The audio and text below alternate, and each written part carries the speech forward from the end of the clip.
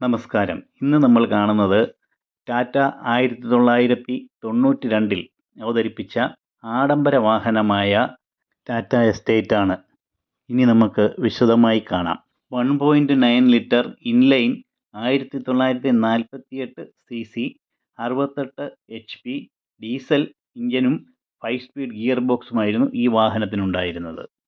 90കളിൽ ഇന്നത്തെ കാലത്ത് ഡാഷ്ബോർഡുകളോട് കിടപിടിക്കത്തക്ക ഭംഗിയും സൗകര്യവുമുള്ള ഡാഷ്ബോർഡ്, അന്നത്തെ കാലത്തെ അത്യാഡംബര സൗകര്യങ്ങളായിരുന്ന power steering, power window, rear wiper, tachometer മുതലായ സൗകര്യങ്ങളും ഈ വാഹനത്തിലുണ്ടായിരുന്നു.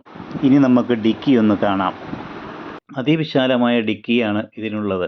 സ്റ്റേഷൻ വാഗൻ ആയതുകൊണ്ട് തന്നെ ഇതിന് സ്ഥലം വളരെയധികം ലഭ്യമാണ്.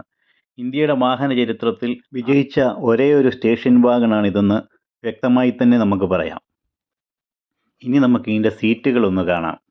വലുതും വിശാലവും സുഖകരവുമാണ് ഇതിൻ്റെ മുൻ സീറ്റുകൾ. ഇന്നത്തെ സീറ്റുകളുടെ അത്ര മോഡേണും പൊസിഷനുമാണ് ഇതിനുള്ളത്.